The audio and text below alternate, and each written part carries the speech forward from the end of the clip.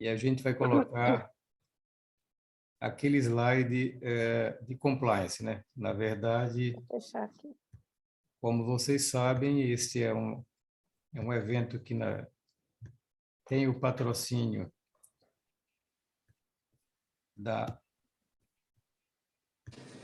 o apoio financeiro da GSK, patrocínio da Fundação Baiana de Infectologia. Eu acho que não projetou o slide, né? Vocês estão vendo o slide? Projetou e saiu. Ele começou e depois saiu. Quando ampliou a tela, ele saiu. Vamos ver agora. Ok agora, né? Ok. Ok. Então, mas só lembrando que, apesar desse patrocínio, nós temos total autonomia e independência para o conteúdo. Então, o conteúdo não sofre nenhuma interferência comercial, isso é só um lembrete que todos já sabem. E hoje eu tenho o prazer de receber mais uma vez aqui dois velhos amigos. Primeiro, Jorge Pinto, professor da Universidade Federal de Minas Gerais, um pediatra com vasta experiência em pediatria e HIV, principalmente, com muitos trabalhos nessa área. E aqui a nossa representante local, Cíntia Lorenzo, que também é bastante ativa nesse campo. Cíntia tem uma experiência muito grande na condução de crianças com HIV, está trabalhando, inclusive, com o Jorge em alguns projetos e é professora da UNEB, além de ser a referência no CEDAP para atendimento de crianças. E essa é aquela sessão que, como eles dizem, é a sessão minoritária, porque hoje a pediatra em HIV é uma espécie quase que em extinção aqui, né? Tem muito pouca gente, mas os poucos que aparecerem hoje vão ser contemplados seguramente por uma apresentação bem interessante de Jorge, vai fazer uma abordagem sumária, objetiva sobre terapia antirretroviral agora, e como sempre nós teremos uma discussão de caso com todo mundo participando que Cíntia vai trazer. Então, por favor, Jorge, pode começar a sua apresentação. Obrigado, muito obrigado, Brites, mais uma vez. É sempre um prazer estar aqui, ao lado da minha colega de longa data, Cíntia. Eu vou começar. Deixa eu só ver se está tudo certo. Vocês veem minha tela?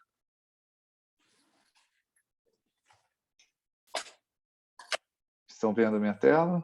Sim, estamos vendo. Mas está em formato de edição. Eu vou colocar agora Ok? Perfeito. Muito bem. Deixa eu só apagar. Muito bem. Estava dizendo que é um prazer e imensa satisfação estar aqui novamente. Estamos aqui, antes de começar, contabilizando o número de ocasiões que nós já nos encontramos nesse formato remoto. Esse é o terceira série 3, não é isso? Eu até coloquei aqui. E em outras situações aí eu tive o prazer de ser receber a hospitalidade do Brites e de todos da Bahia. Então, mais uma vez, muito obrigado pelo convite. Esses são os meus conflitos de interesse. E esses são os tópicos que nós vamos abordar aqui. Deixa eu só ver se eu consigo apagar essa barra que está aqui no meio da minha tela. Bom, acho que não. Muito bem. O que nós vamos discutir são esses 4 tópicos: epidemiologia da... Se eu consigo colocar um pointer. Só um instantinho, por favor.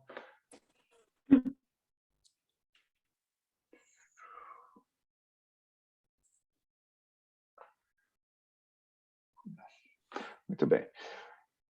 Vamos discutir a epidemiologia e a optimização da terapia antirretroviral no conceito a inserção da terapia antirretroviral no ciclo da vida, né? Vamos rever as recomendações para TARV inicial e de resgate em crianças e falar um pouco sobre tendências. Bom, nós sabemos há mais de 20 anos que abstenção, interrupção do aleitamento materno e o uso de terapia antirretroviral reduz de maneira drástica o risco de transmissão vertical e, portanto, aquisição de novos crianças infectadas. Esse gráfico mostra os estudos fundamentais, começando pelo ACTG 076. Do sindicato é uma coisa que é uma concessão que o Estado fez. Então, assim, a gente tem que aproveitar e lutar por meio do sindicato. É importante que se... Bom, muito bem, obrigado por ter compartilhado aí sua conversa, mas acho que a gente pode deixar isso para depois. Nós estamos falando, então, do ACTG 076, em 1994, utilizando a ZT, que demonstrou uma redução da taxa de transmissão vertical de 25% para 7%.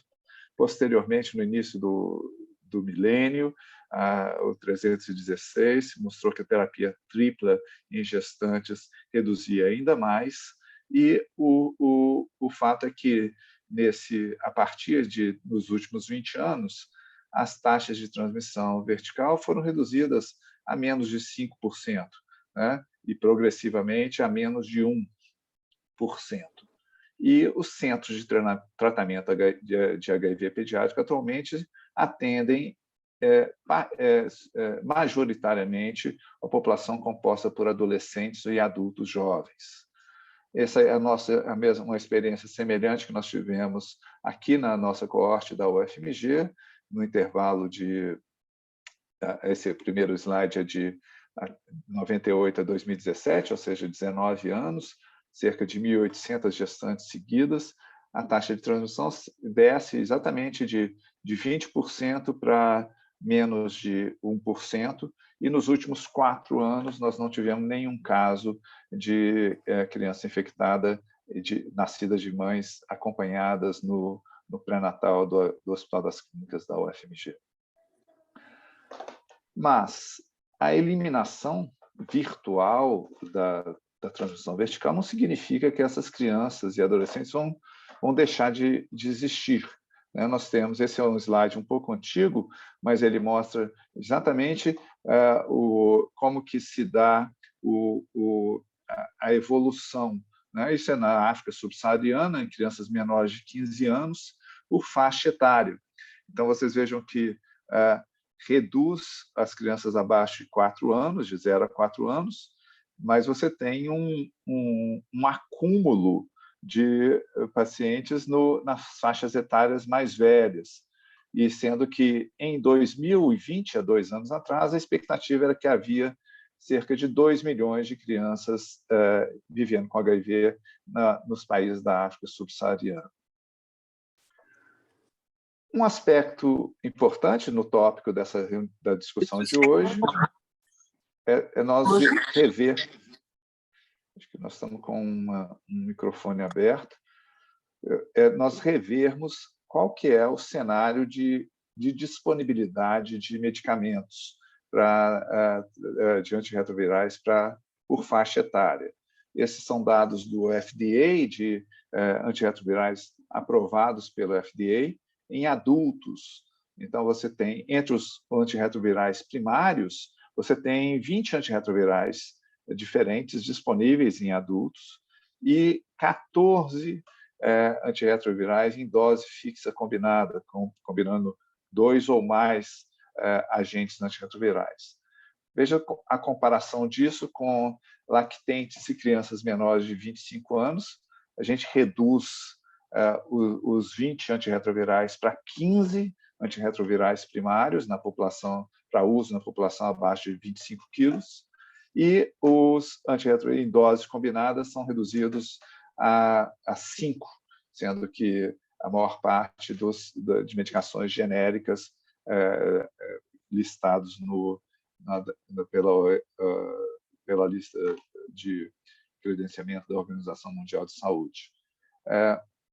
O problema maior está aqui, está nos neonatos, nas crianças nos recém-nascidos, abaixo de 4 semanas de vida, que restam a eles 8 antirretrovirais primários e 2 combinações de dose fixa que ainda não estão aprovadas amplamente. Então, eu chamo a atenção para essa questão, porque essa escassez de formulações impede que nós consigamos, eventualmente e efetivamente, tratar a criança no momento em que ela é diagnosticada. Então, esse é um dos pontos críticos da agenda de pesquisa que permanece em aberto. Quer dizer, a harmonização de antirretrovirais que sejam que seja gerado dados para que esses antirretrovirais sejam utilizados no momento em que a criança é identificada como infectada ainda nas primeiras semanas de vida. Quais são os princípios básicos de uma otimização? Quer dizer, o que você busca com os antirretrovirais? E esse é um slide da Organização Mundial de Saúde que eu acho que é bastante útil para o raciocínio, para a gente estruturar quais são as características desejadas. Um antirretroviral otimizado ou que seja desejado é aquele que tem uma toxicidade reduzida, seja palatável e que tenha um número de doses baixo, ou pill burden baixo, e que tenha uma baixa frequência de interação medicamentosa, que permita que esses medicamentos sejam utilizados, por exemplo, na população que esteja co-infectada com tuberculose. Essas três primeiras propriedades facilitam uma melhor adesão terapêutica. A próxima propriedade, que é a alta barreira de resistência genética, ela vai garantir potência do medicamento, vai garantir supressão viral e resposta clínica satisfatória e sustentada ao longo do tempo. As próximas características, segurança que seja estendida ou harmonizada em todas as faixas etárias e custo reduzido, de forma a garantir disponibilidade ampla, vai garantir, essencialmente, o acesso e a implementação da terapia antirretroviral, principalmente em lugares, em países com recursos limitados, que é onde está a maior contingente de população infectada. Mas isso não é um problema exclusivo dos países da África subsaariana. Isso se reflete, por exemplo, em países que têm, mesmo aqui na nossa região, na América Latina e no Caribe, você tem países em que a disponibilização de medicamentos ainda é precária, particularmente em populações negligenciadas, como a população pediátrica. Então, essas características elas são importantes quando a gente está abordando a terapia antirretroviral do ponto de vista coletivo, né? Daqui a pouco nós vamos nos deter um pouco sobre o aspecto individual, quer dizer, o que você faz com o seu paciente. É claro que todos esses parâmetros também são importantes na decisão individual do tratamento do seu paciente, mas ela tem uma magnitude de impacto muito maior se ela for garantida em nível populacional. Esse é um conceito que ao qual eu havia me referido no início da fala, que é a otimização da terapia antirretroviral durante todo o ciclo de vida. Então, vocês vejam, começando da gestante, e no caso de populações em que o aleitamento materno ainda é promovido, passando pela criança, transicionando para o adolescente e para o adulto, o ideal é que essas populações sejam igualmente atendidas no sentido do acesso à medicação. Da mesma forma, essa medicação deve ser feita, esse tratamento deve ser facilitado, ou seja, ele tem que garantir que ele possa ser, ele obedeça aqueles preceitos do slide anterior: baixa toxicidade, baixa interação medicamentosa, baixo índice de carga de medicamentosa, de pill burden, né? Potência virológica, antiviral, né? Facilidade de uso. Um exemplo que talvez seja o exemplo mais emblemático dessas características é o dolutegravir. O dolutegravir é um medicamento um inibidor de integrase, né? Que no contexto pediátrico ele começou a ser investigado em 2018 com os estudos da rede PENTA e IMPACT, dos quais o Brasil participou nos estudos IMPACT, o nosso centro aqui também contribuiu, o estudo 1093, que gerou dados de farmacocinética e de dose adequados para as faixas etárias pediátricas. Isso em 2018. Em 2019, 20 dos 21 países prioritários da OMS para a erradicação do HIV adotaram a recomendação de uso do dolutegravir como tratamento de primeira linha. Em junho de 2020, esse medicamento foi estendido para a população a partir de 4 semanas de idade e com peso de 3 quilos, pelo menos 3 quilos. E em novembro de 2020, essa medicação o direito de patente foi transferido para formulações, para produtoras, plantas de produção de medicamentos genéricos. Em julho do ano passado, julho de 2021, ou seja, 1 ano atrás, essa medicação chegou nos primeiros 6 países, o dolutegravir, em comprimido dispersível de 10 miligramas. E veja só como está a situação atual. Em julho de 2022, nós temos 45 países já comprando o dolutegravir dispersível, pediátrico, e na nossa região, o Brasil ainda não tem o medicamento de 5 miligramas, mas já está com medicação de extensão de uso para acima de 20 quilos. Né? Então, vocês vejam como que eu gosto de descrever isso, porque depois de 30 anos da gente brigando com dificuldades e fazendo as combinações as combinações possíveis do dia a dia, de repente a gente tem um avanço que realmente é significativo no cenário terapêutico da criança vivendo com HIV.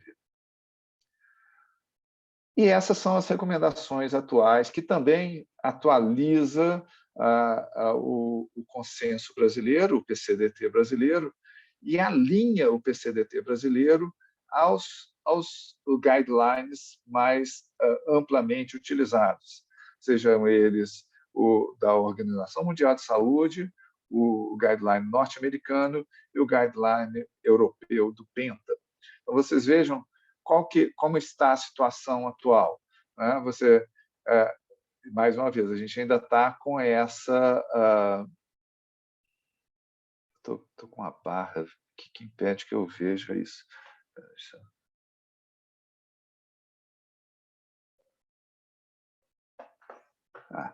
Então, vocês vejam que nós temos o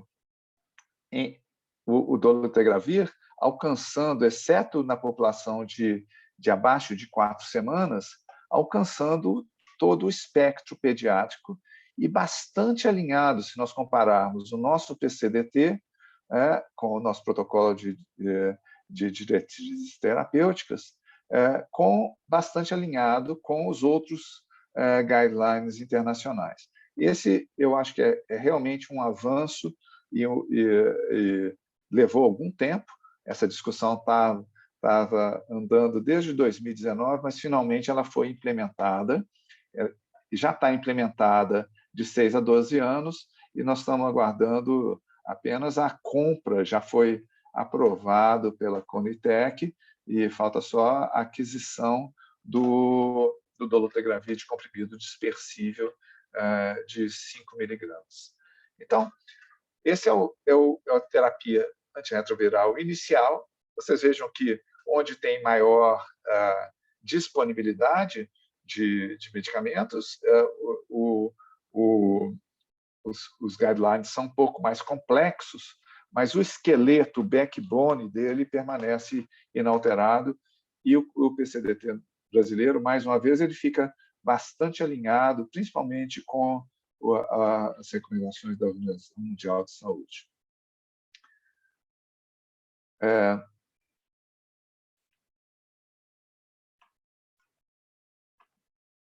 Então, aqui foi o 6 a 12 anos aprovado em junho de 2021 e 4 semanas a 6 anos aprovado em outubro de 21 no Brasil. Recomendações de terapia antirretroviral pós-falha, isso também de acordo com a revisão do PCDT do ano passado.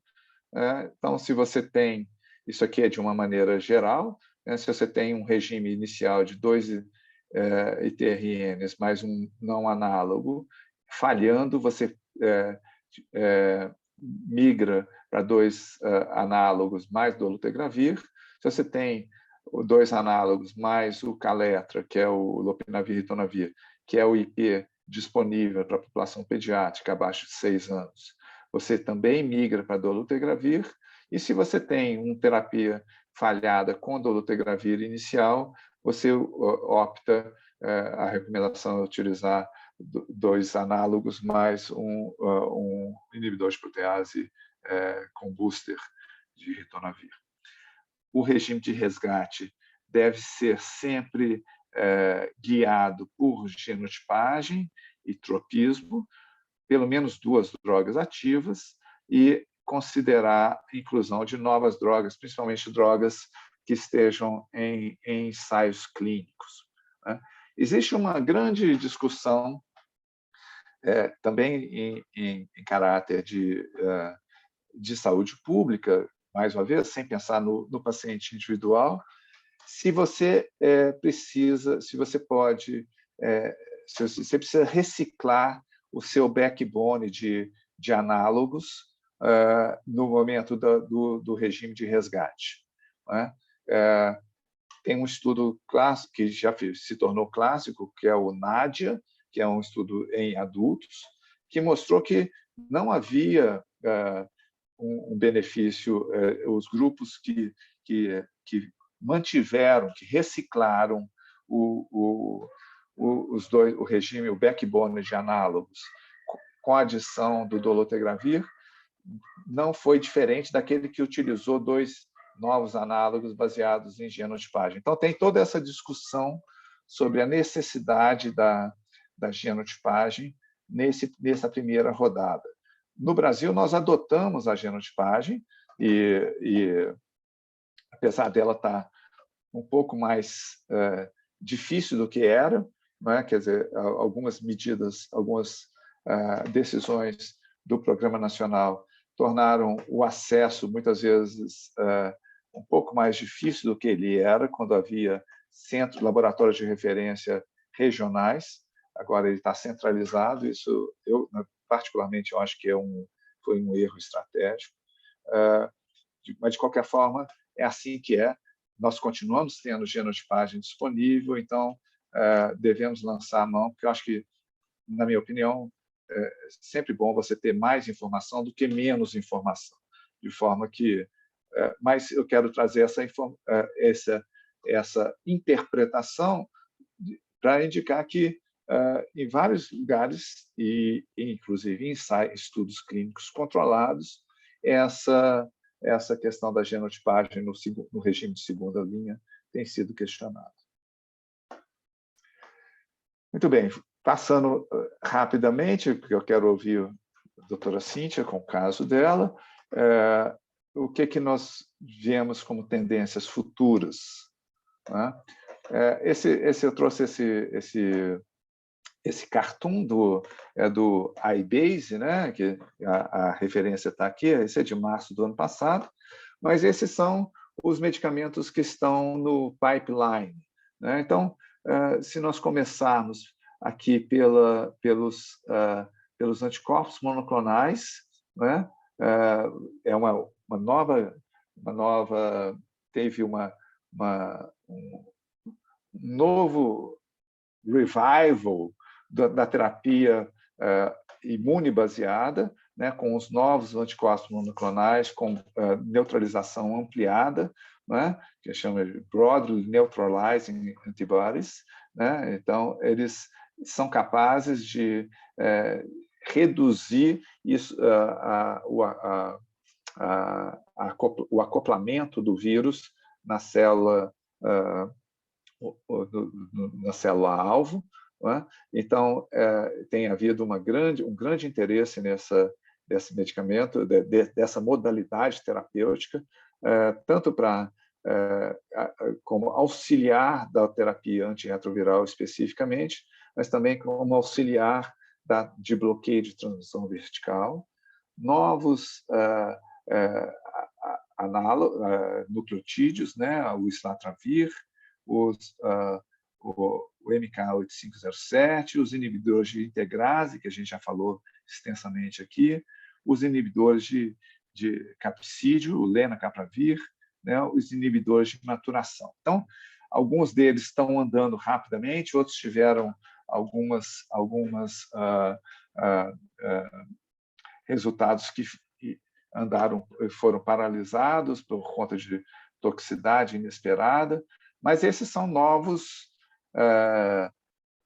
garotos no parquinho aí para a gente pensar que tem novas formulações e novas opções terapêuticas. Uma das coisas que eu quero me deter um pouco é sobre a tecnologia de longa duração, ou são os medicamentos que são utilizados através de tecnologias que promovem longa duração. E eles são os mais variados, né? E isso não é exclusivo, por exemplo, dos antirretrovirais. Vocês conhecem bem o implante subcutâneo de contraceptivo para a mulher. Isso já está amplamente difundido, né? Você tem medicações injetáveis também, mais uma vez, os contraceptivos, né? Você tem anéis vaginais, e aí especificamente no caso de antirretrovirais, ou medicamentos que são incorporados a instrumentos que tenham resistência gástrica e tenham liberação prolongada, né? E mais tecnológico ainda são as microagulhas, os PETs transcutâneos, né, que ainda estão em estudos pré-clínicos, mas que têm um potencial de utilização muito grande e muito interessante, de forma que são microagulhas que são aplicadas através de um adesivo e permitem a liberação de drogas encapsuladas. Então, é como se fosse um implante, só que um implante transdérmico, né? Isso vale tanto para drogas como para anticorpos monoclonais de neutralização ampla. Eu trago esse slide sempre que eu falo sobre estratégias e necessidade de a gente pensar um pouco fora da caixa, né? Que são formas de você simplificar a terapia. Por exemplo, tem sido estudado já em adultos terapias duplas simplificadas, por exemplo, com dolutegravir e 3-CC, ou dolutegravir e darunavir, darufirina, não é? Antirretrovirais de longa duração, que nós falamos sobre esses, as imunoterapias, os anticorpos neutralizantes, ou vacinas terapêuticas, que são aquelas vacinas diferente da vacina profilática da pessoa não infectada. A vacina terapêutica é voltada para estimular o paciente já infectado, e as terapias precoces ou as várias abordagens que buscam a remissão ou a cura funcional, não é? O fato é que a terapia antirretroviral combinada oral e contínua não pode e não deve ser o nosso objetivo de longo prazo. Isso é particularmente importante na população de adolescentes. E como eu falo muito sobre esse slide, agora eu tenho a satisfação de apresentar uma coisa concreta. Esse é o estudo que nós estamos trabalhando nele, que é um estudo da rede Impact. Ele chama CRAYON, né, que é um estudo de fase 1-2 para avaliar segurança, tolerabilidade, aceitabilidade, farmacocinética de cabotegravir e rilpivirina injetável em pacientes suprimidos, pacientes estáveis, em crianças de 2 anos a 12 anos de idade. Então, esse é o nome, o acrônimo chama CRAYON, né? CRAYON é um lápis, né?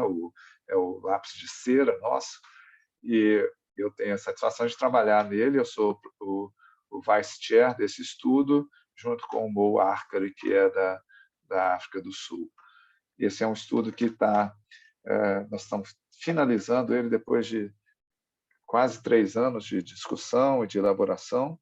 Ele vai ser desenvolvido nesses países, em 2 centros em cada um dos países, então nos Estados Unidos, no Brasil, a UFMG e a UFRJ, em Uganda, Botsuana, África do Sul e Tailândia. E a gente espera começar com ele aqui na virada do ano.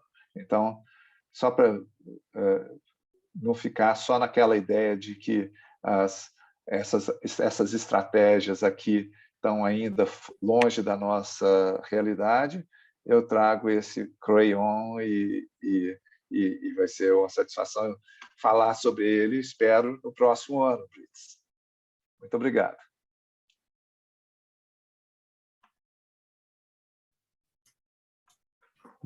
Obrigado, Jorge.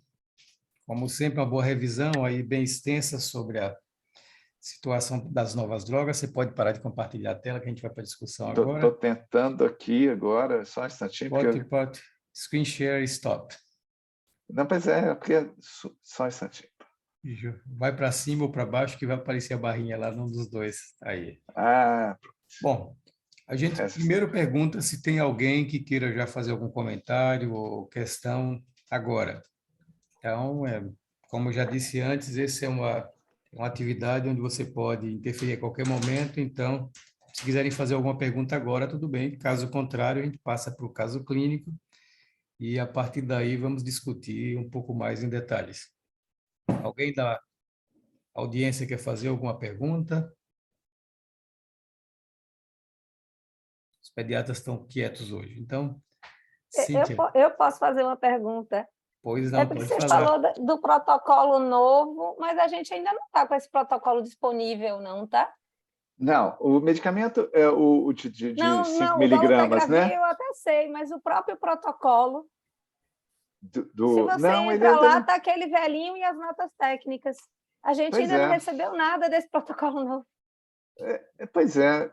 A nota técnica de 50 miligramas saiu agora, recentemente. Só isso, a nota técnica, mas só a nota técnica. O protocolo, eu tenho medo de que quem estude, quem entre lá e baixe o PCDT para estudar a pediatria, vai estudar o PCDT 2018.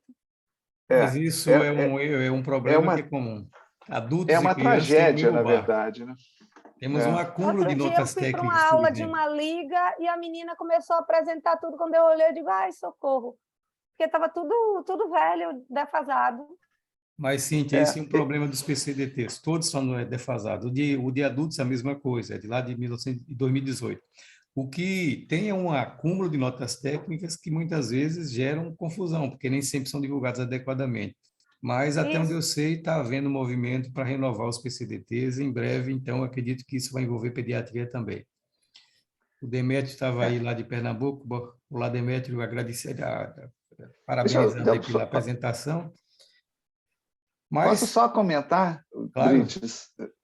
Porque eu acho que essa é uma questão tão sensível, porque a gente fica aqui trombeteando que nós temos dolutegravir de 5 miligramas, que nós vamos poder fazer essa transição rapidamente, e na ponta isso não chega, né? Então, eu acho que é realmente isso que a Cíntia falou, eu concordo plenamente, Cíntia, que a gente nós estamos perdendo tempo e estamos é claro que Eu vou mostrar. foi um avanço ter aprovado, foi um avanço a disponibilidade, a compra está aprovada. Agora, chegar até a ponta, acho que a gente podia ter mais agilidade. Só um comentário crítico. Esse é um dos pecados que nós frequentemente observamos aí nas nossas políticas, né? Então, você tem uma definição, mas até chegar na ponta, disponibilizar, isso leva muito tempo. E muitas vezes a comunicação disso também leva muito tempo, ou seja, você Uhum. está colocando aí, tem nota técnica perdida, e se alguém não se dá o trabalho de ir atrás da nota técnica, dificilmente vai saber o que está acontecendo de novo.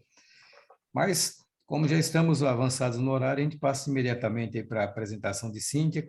Por favor, qualquer pergunta, ela vai fazer perguntas, mas qualquer comentário, questão, vocês podem interromper a qualquer momento, essa é a tônica dessa dinâmica que nós levamos aqui. Então, Cíntia, por favor, pode começar seu Vou caso. compartilhar aqui, ok.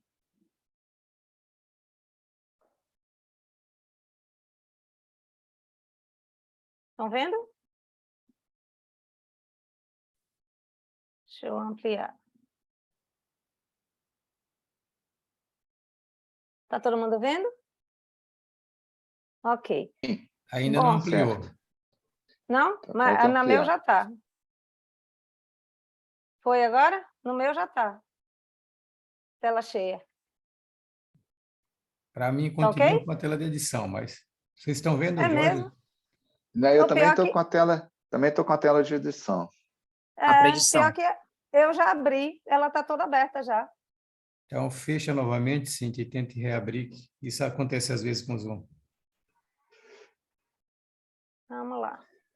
É impressionante Então, que depois de quase 3 anos usando esse negócio, a gente ainda continua na hora que você for selecionar a encontrando os tela, mesmos doutora, que problemas. aparece as duas telas. Aparece ela para apresentação e ela como está na base. É só você selecionar o que você quer. Ele deve estar 2 PowerPoints abertos aí para você.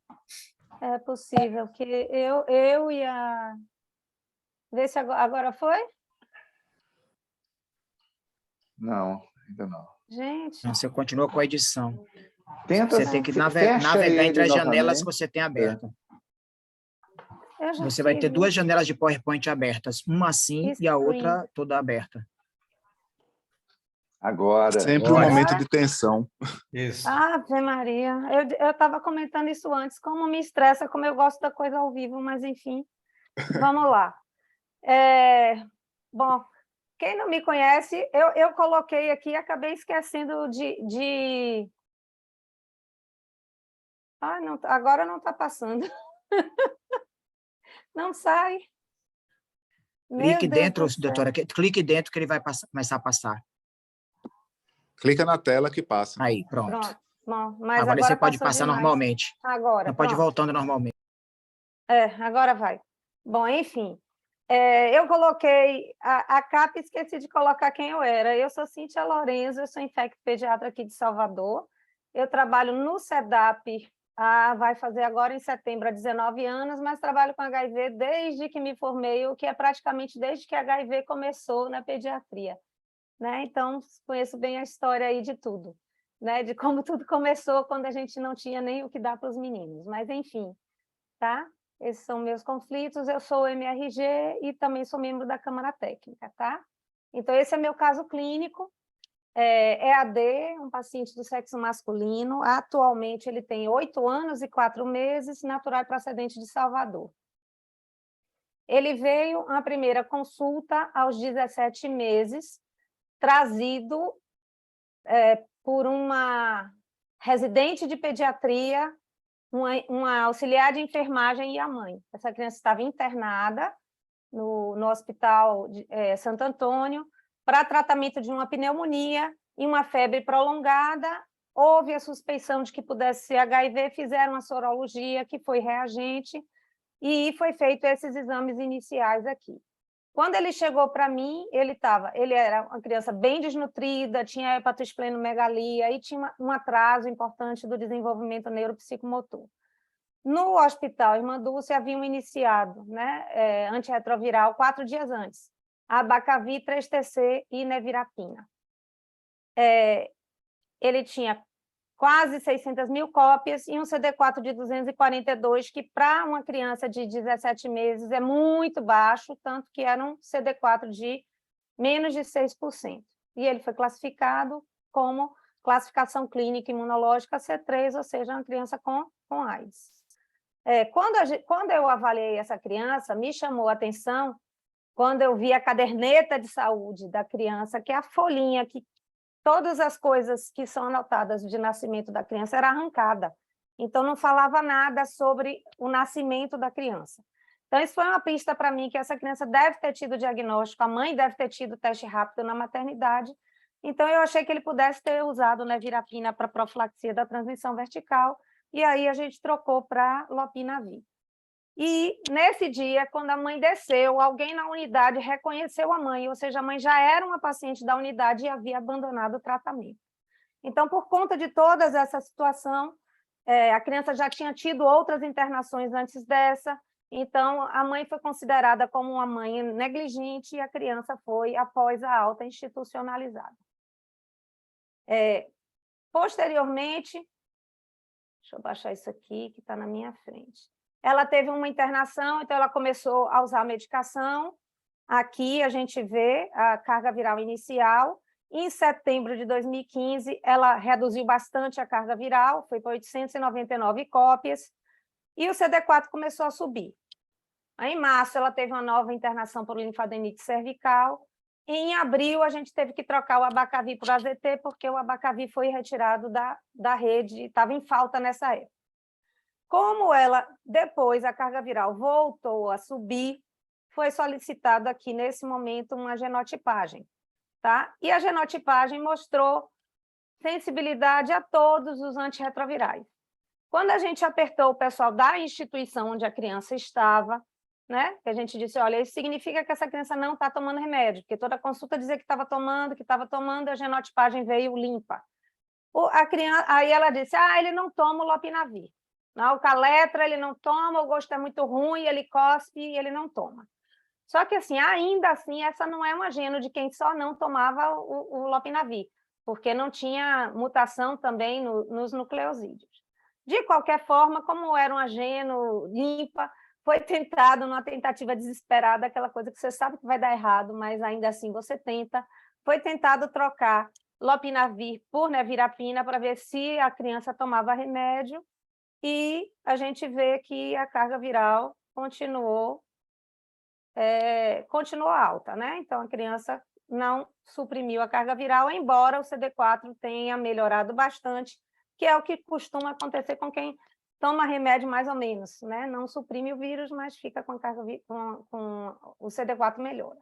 E aí, aqui, nessa data aqui, de 25 de maio, foi solicitada uma nova genotipagem, que foi essa genotipagem que está aqui. Né? Nesse momento em que foi coletada essa genotipagem, aliás, foi solicitada a genotipagem ali, mas ela só foi feita em julho, mas foi feita exatamente no mesmo momento em que essa criança foi adotada.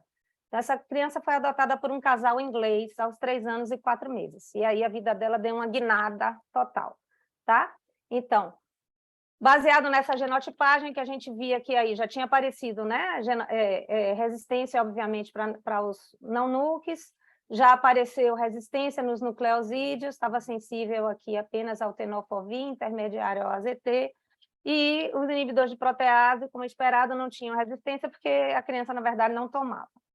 Mas, no momento em que essa criança foi adotada, a gente fez a troca, voltou para o AZT3TC e lopinavir, até porque com 3 anos de idade não tinha muito outra opção a fazer, mas com a nova família, a criança conseguiu aderir, e aí a criança caiu a carga viral para 78 cópias, e depois a carga viral indetectou.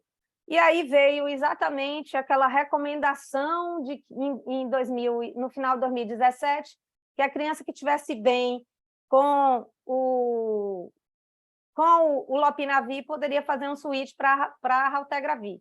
Sendo que, na verdade, essa criança não chegou nem a ficar com a carga viral indetectada e foi feita essa troca.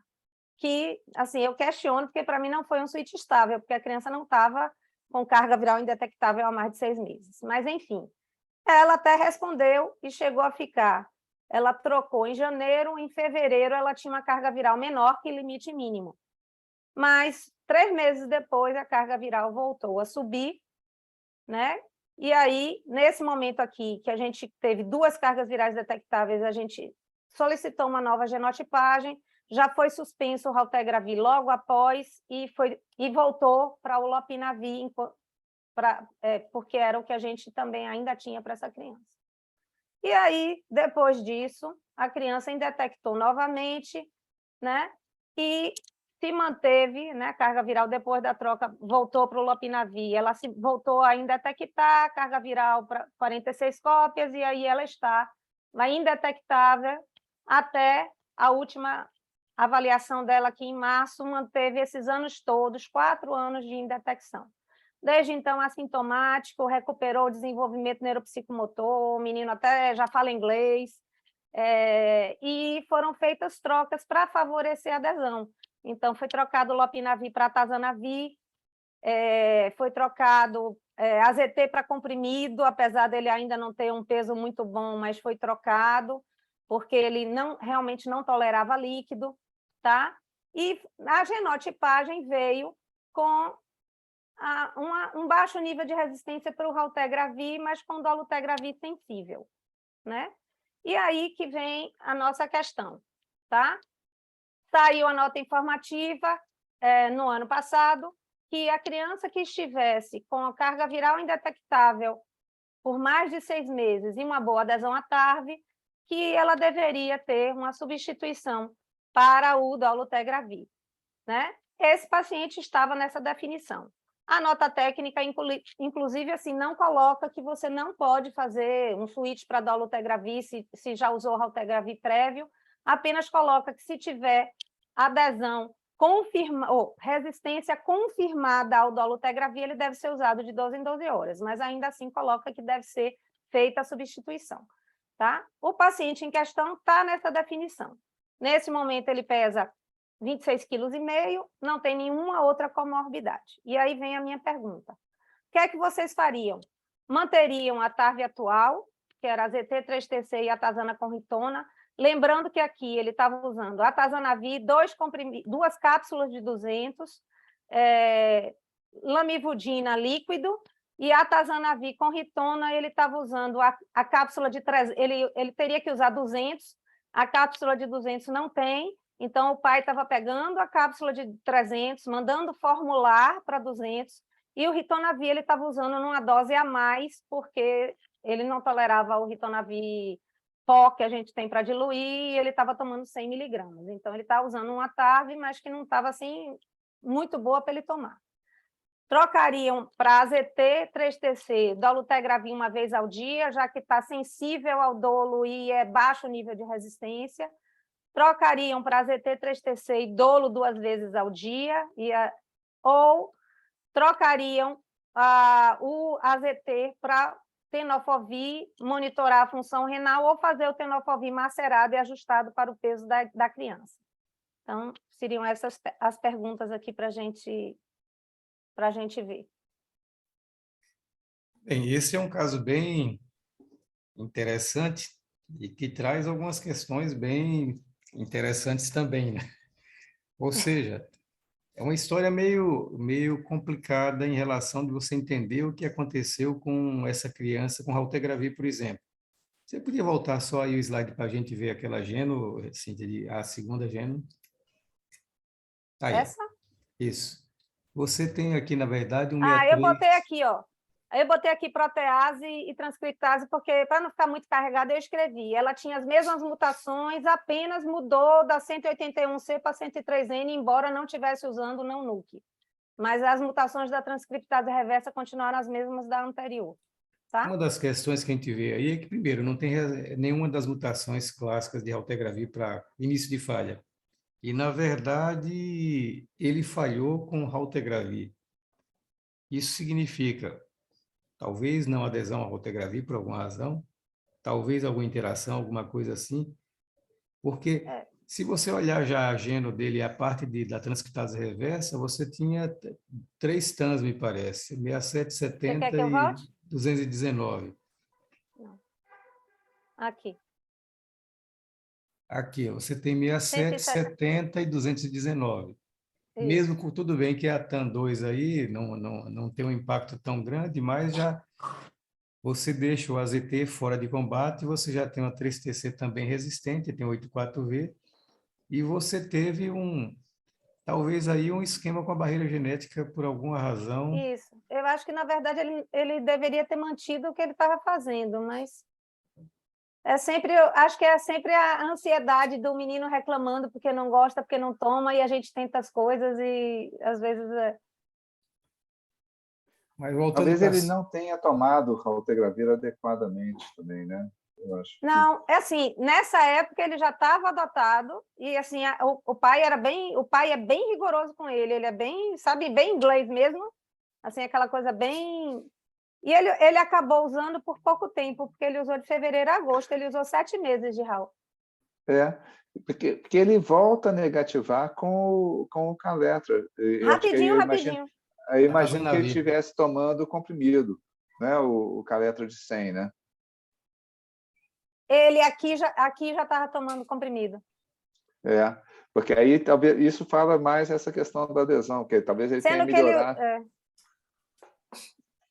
Eu não lembro. Assim, porque nesse período não fui eu que troquei esse Raul, eu não lembro se ele usou Raltegravir, aquele comprimido de 100. Eu não lembro o peso dele nessa época, porque o Raltegravir mesmo, de 400, só dá para usar acima de 25 quilos. Eu acho que ele tem 26,5 agora. Ele deve ter usado o comprimido de 100.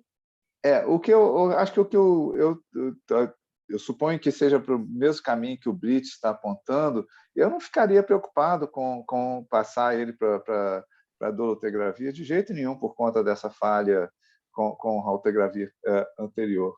Eu acho que... Até porque a barreira genética mais alta e, ao mesmo tempo, facilitar a carga de pílulas. Né? Isso. Uma outra coisa também, até um comentário em relação, eu não sei a experiência de pediatria, mas eu com adultos, eu fiz muitas coisas fora da caixinha com a Tazanavir. Então, usei muito a Tazanavir sem ritonavir, com excelente resultado, até ser proibido pelo Ministério. Pacientes aderentes era muito melhor do que usar com booster. E eu lembro de uma paciente minha que pesava 39 quilos, adulta, mas era pequenininha. E por exemplo, eu tive que usar para ela 300 miligramas sem booster, porque ela fazia 16 de bilirrubina quando você dava 300 com o ritonavir. E sem o booster, ela ficava com 4 de bilirrubina, ou ligeiramente amarela, mas ficava tranquila. E usou isso durante muito tempo. Esse menino, eu não sei, na verdade, assim, eu acho que ele não teve resistência porque ele detectou muito fácil com o Caletra, mas assim, ele usou Caletra há algum tempo, ele usou bastante tempo de Caletra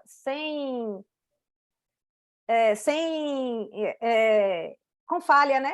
Aquela fase inicial dele toda, ele usava Caletra com falha, até que botou aquela nevirapina, que obviamente era fadada ao insucesso, não tinha como.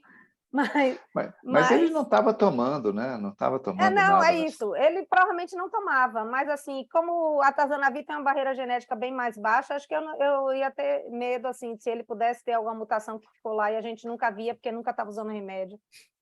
Mas, assim, eu acho que ele não tinha, porque ele... A ignorância de um clínico de adultos aí. Como é que vocês encaram essa manipulação de atazanavir. Eu ficaria Ah, arrepiado só de pensar nisso aí, porque ó, eu vou dizer que quem não tem cão caça com gato.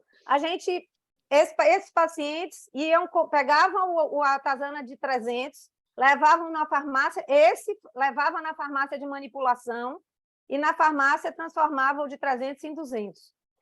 Mas a maioria não tinha dinheiro para fazer isso, abria a cápsulazinha, tirava o pozinho e dava 2/3 do pozinho, grosseiramente falando.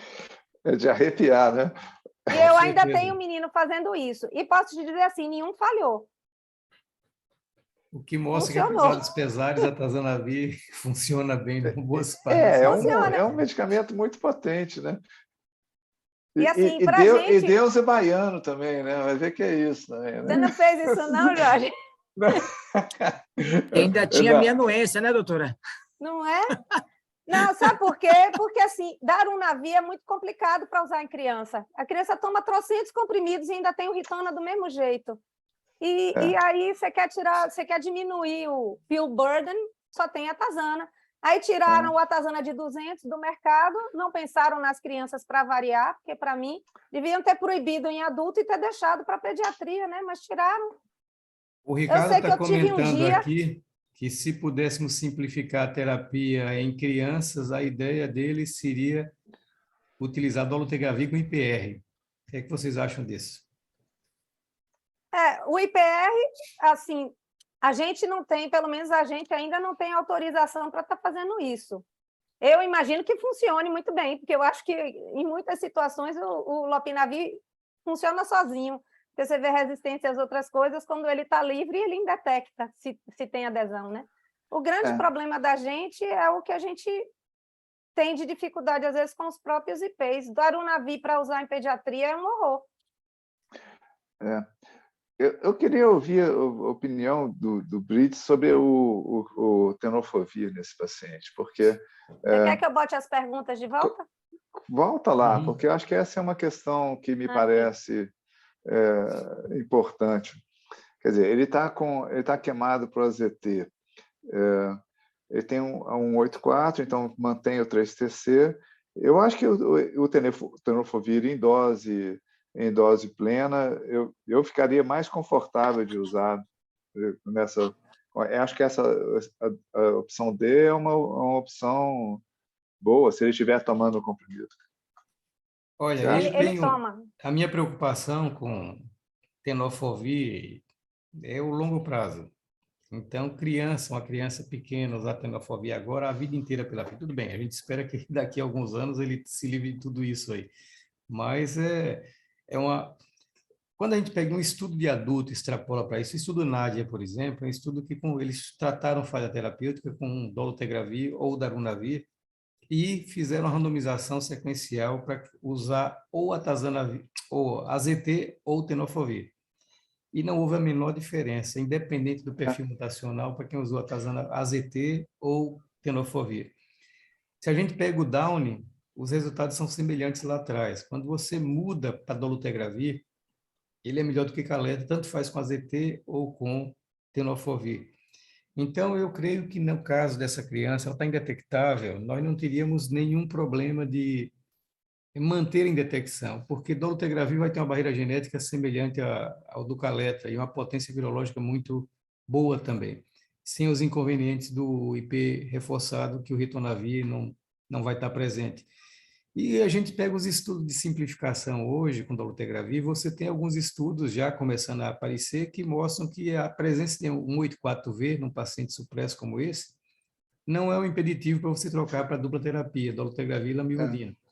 Então, é claro que isso é uma extrapolação de estudo de adulto, mas eu não teria nenhum receio em fazer qualquer uma das 3 últimas opções. A ZT3 e dolutegravir 2 vezes ao dia não há necessidade, porque não tem mutação de resistência. B ou D, né? Estou felizinha de ouvir isso. Pois é, mas eu também não usaria. Eu faria dolutegravir com qualquer uma das combinações. É claro, a gente espera que daqui por diante vão aparecer novas drogas, quem sabe até um controle definitivo com anticorpos monoclonais de ampla atividade, sei lá. ele provavelmente não vai precisar usar 20 anos de tenofovir, então poderia se usar o tenofovir sem problema, até porque seria um comprimido único aí. Quer dizer, em criança não sei se está coformulado, né? A mesma... Não, Não, criança não tem de criança, só Pois tem é. tenofovir com 3TC só de adulto. adulto. Mas Então, ele com nesse Para eu 8 anos ele já fazer para o tomaria. peso dele, eu teria que quebrar o comprimido, para eu fazer a dose certinha, porque assim é para cima de 35 quilos. Para eu Ele está fazer a com dose quanto? certinha, Ah, tá ele com tem 26. 26,5. Está novinho, está pensando. O que eu acho, Ele é levinho. uma possibilidade, uma coisa que funciona e a gente tem usada é o AZT3TC em comprimido. Né? Esse aí você está usando comprimido para ele? Ele o está usando. formulado? Você quer Ou saber separado? o que foi que eu fiz?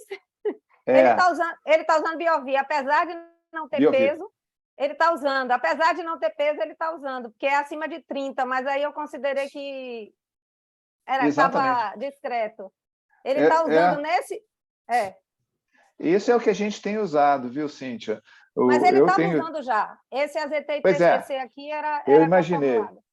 E eu acho que, e como os dois têm uma faixa terapêutica ampla, quer dizer, toxicidade baixa, a gente consegue, desde que monitore. A gente usava AZT em doses muito mais altas. Então, eu fico muito confortável em usar o AZT3TC coformulado nesse paciente e facilita demais, porque aí você fica com um comprimido, 2 comprimidos de manhã e um comprimido à noite. Para um paciente com problemas de adesão, isso é um Ele grande não tem avanço. mais problema de adesão, não, Jorge. Ele teve quando ele era institucionalizado. Depois que ele foi adotado, a adesão é perfeita. E tudo comprimido, né? Os comprimidos são pequenos. Então, eu acho que é uma... Mas eu também não ficaria muito preocupado com a tenofovir, não. Eu acho que, principalmente se você pensar que isso é uma ponte, aí, digamos, para uns 3, 5 anos, porque vai ter TAF chegando coformulado pela OPS, né? Então, que é o medicamento que é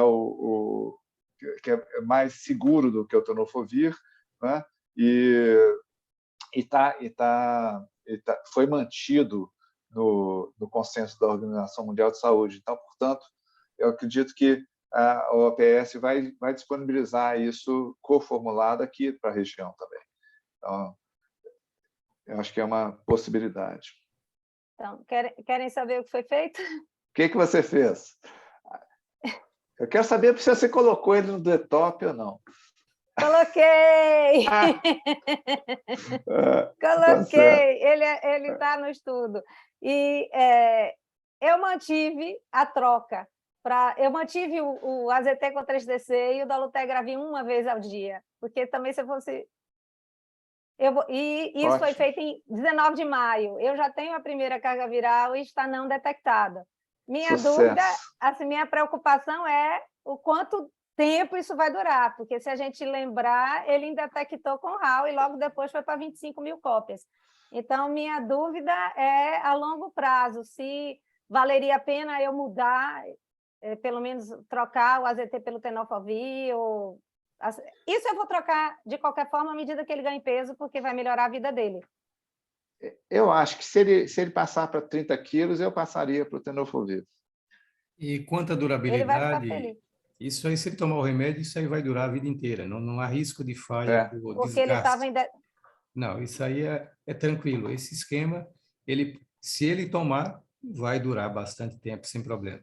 Então, isso me deixa o coração aliviado, porque eu fiquei muito preocupada por causa da protease, como já estava, de alguma mutação no RAW, de já ter usado o RAW prévio, se eu estava fazendo a coisa certa ou não. Mas, assim, a nível de troca, a troca melhor era assim, porque se você botar mais remédio ainda, não vale a pena. Só um comentário também, é interessante ver, por exemplo, ele usou nevirapina e olha o impacto lá, faz aquela via mutacional mais complicada. Isso foi né? uma Fez grande besteira. Que já vai afetar a tetravirina, já queima um pouquinho as possibilidades de usar nanux lá adiante. Coisa que não aconteceria normalmente com a efavirense se tivesse ido por essa... Uma grande besteira que a gente faz no afã de ver uma geno toda verdinha, mas, na verdade, ela não é verdinha. Tá tudo arquivado, né? Não, e o paciente não toma o remédio, então também não adianta, né? Bom, e Naquela época ele não tomava. os demais participantes aí da audiência, ninguém quer fazer algum comentário, questão? Tivemos uma participação tímida hoje. Tudo bem que não tem muitos pediatras aí, mas tem alguns, né? Então, Tem gente, tem pediatra aí que eu vi. Cadê Leda, Claudinha?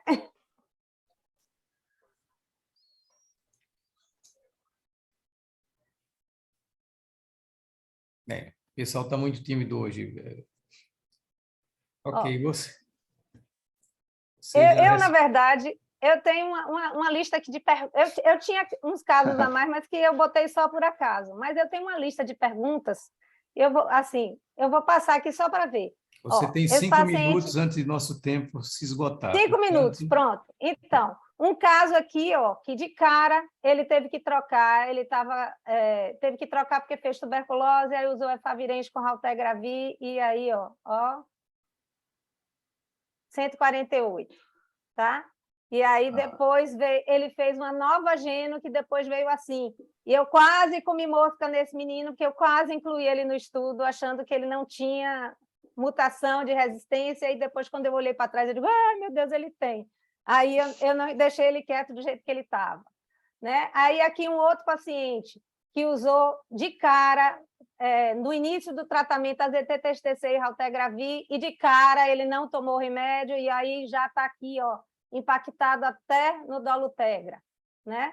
A situação desse menino em 1 ano de TARV só. Olha a situação dessa criança.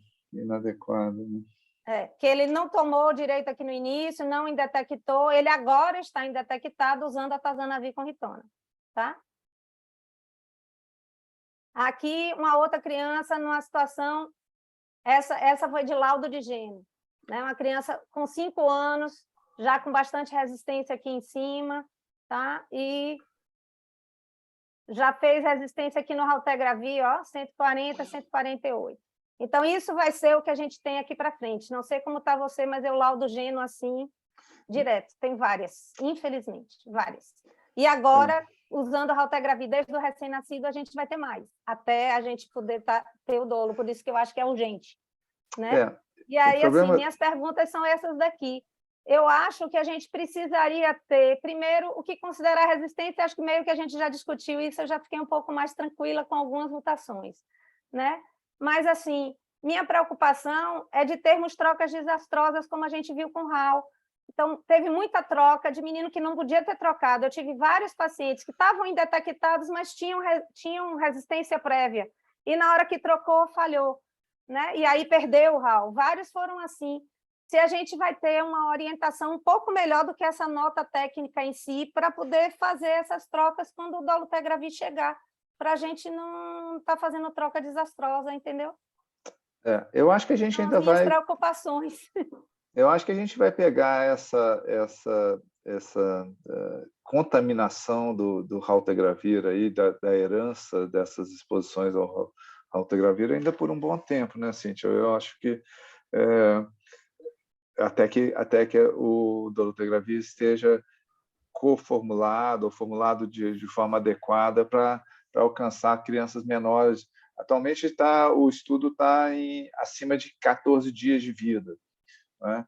E já tem dados para isso. Quer dizer, então eu espero que a gente consiga trazer ele mais para perto do neonato, e que a gente também, na medida que conseguirmos controlar a transmissão, a gestante, né, você evite a transmissão e tenha pouco desses casos, né? Eu fiquei com inveja. Nós ainda temos, você vê como é que a escassez, aquele slide que eu mostrei, é até dramático. Quer dizer, nós ainda continuamos tendo que lançar a mão da nevirapina. E a gente aqui está cheio de criança pequenininha infectada. Hoje eu laudei uma criança Feira de Santana de 6 meses. Cheio. Eu iniciei uma TARV num bebê de 1 mês, mês passado. Um bebê de 20 e poucos dias. O raltegravir é uma excelente droga, mas o problema é, primeiro, que tem uma barreira genética muito baixa. Então, se você não tem uma adesão perfeita ou quase perfeita, Que você é vai pagar o difícil preço. nessa faixa etária. E aí, É nessa muito. faixa etária, isso é uma coisa complicada. Então, eu acho que quanto mais cedo chegar essa realmente a possibilidade de utilizar a dolutegravir mais cedo, melhor. Porque, primeiro, dose única diária. Segundo, você tem uma barreira genética muito maior, a potência Muito virológica mais. maior. Então, é uma Muito droga melhor. que protege mais contra resistência, por exemplo, mesmo quando Eu você estou não tem uma esperando adesão tão perfeita. ansiosamente. E essas outras perguntas aí, que a Geno não foi realizada, ok. Se tem má adesão, não tem como você prever o que vai acontecer na realidade. Eu acho que talvez você fazer uma Geno ou fazer uma carga viral depois de 2, 3 meses da troca é o mais É, adequado, porque você vai perceber se está funcionando ou não. E, eventualmente, corrigir se tiver algum erro de adesão nesse período. Mas é uma questão que vai ser difícil de resolver enquanto não tivermos o portfólio de drogas para pediatria um pouco mais robusto do que nós temos na atualidade. É doença negligenciada, né? A questão a AIDS pediátrico ela tem que ser encarada de cara dessa forma, e você tem que garantir suprimentos de pequenas quantidades, na verdade, mas é assim que não tem como falar, é doença rara no final das contas. Então você tem raro que em alguns lugares, né?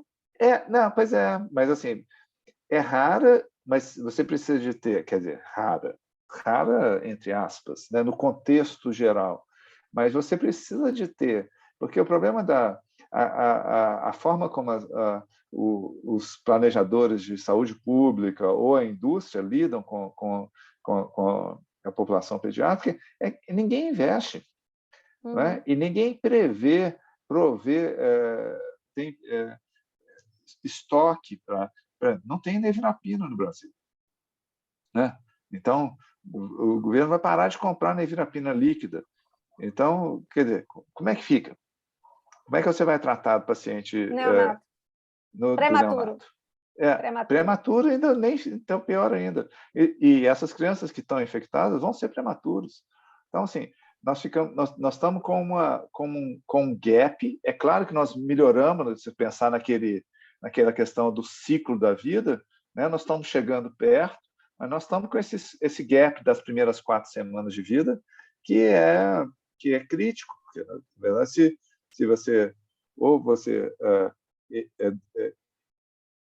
previne uma infecção evitável, ou então evita de tratar, poder tratar mais precocemente, você vai impactar a vida dessa criança até a idade adulta, né?